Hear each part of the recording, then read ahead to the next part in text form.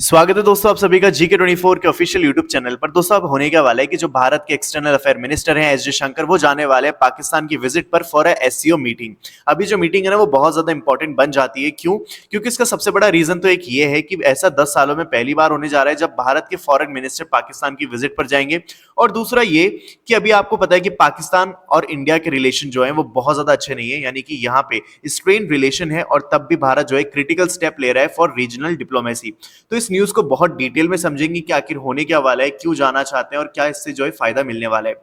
सबसे पहले देखो यहाँ पे हो क्या रहा है कि जो हमारे एक्सटर्नल अफेयर मिनिस्टर हैं एस जयशंकर, वो पाकिस्तान की विजिट पर जाएंगे 15-16 अक्टूबर को। और वहां पे होने क्या वाला है, एससीओ की हेड्स ऑफ गवर्नमेंट मीटिंग होने वाली है इस्लामाबाद के अंदर।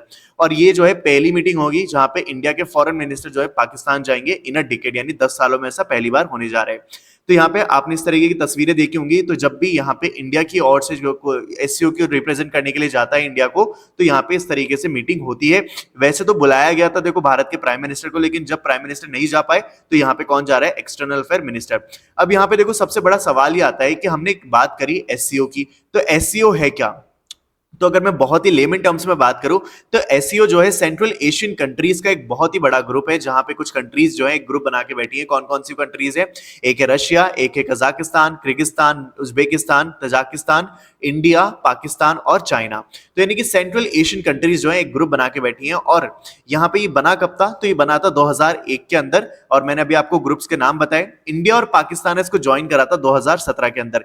अब ये करती क्या है इंटरनेशनल ऑर्गेनाइजेशन? तो ये करती है सिक्योरिटी और इकोनॉमिक इश्यूज को जो है और ज्यादा स्ट्रेंथन करती है।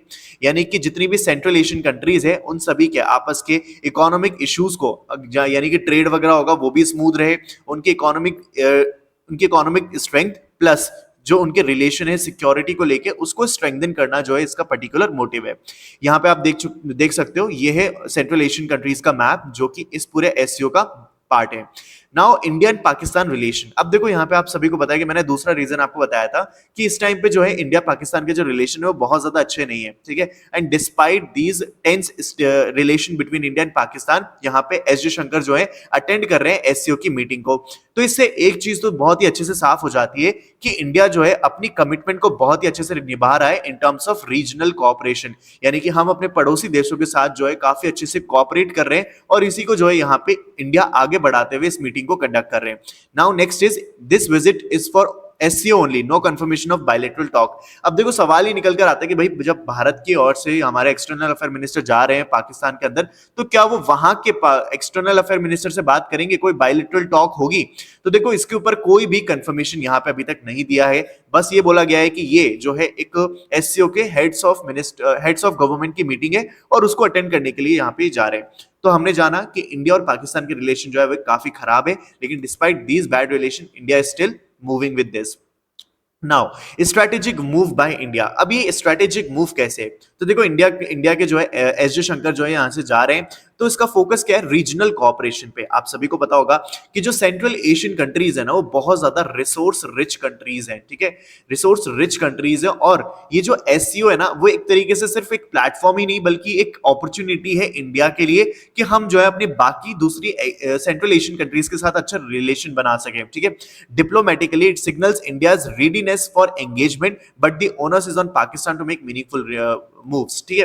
तो यहाँ पे हम अपने पड़ोसी देशों के साथ अच्छे रिलेशंस डेवलप कर पाए, इकोनॉमिक टाइज को स्ट्रॉन्ग कर पाए, ये सबकी एक अपॉर्चुनिटी मिलती है एससीओ के द्वारा। तो इसीलिए इंडिया ने एससीओ के अंदर रिप्रेजेंट करने के लिए खुद को किसको भेजा है, एक्सटर्नल अफेयर मिनिस्टर को। अब यहाँ पे इंडिया तो रेडी है, इंडिया ने यहाँ पे ये मूव लिया है, तो साफ साफ है कि हम चाहते हैं कि भाई हम हमारे पड़ोसी देशों के साथ अच्छे रिलेशन बनाए इंक्लूडिंग पाकिस्तान। लेट्स सी कि अभी पाकिस्तान की ओर से जहां पे क्या रिएक्शन देखने को मिलता है। Now importance for SCO for India, अभी हमने बात करी ली इसके बारे में कि यहाँ पे एक प्लेटफॉर्म है जहां पे हम रीजनल सिक्योरिटी को जो है यहाँ पे स्ट्रेंथन कर सकते हैं, यानी कि हमारे जो सेंट्रल एशियन कंट्रीज है उन सभी के साथ मिलकर हम हमारे देश की सिक्योरिटी को और ज्यादा स्ट्रेंथन कर सकते हैं। SCO regional anti terrorist structure, यानी कि इसकी एक और विंग है जो कि एंटी टेररिज्म के खिलाफ काम करती है और वो भी जो है इंडिया को हेल्प करती है टेररिज्म से लड़ने में।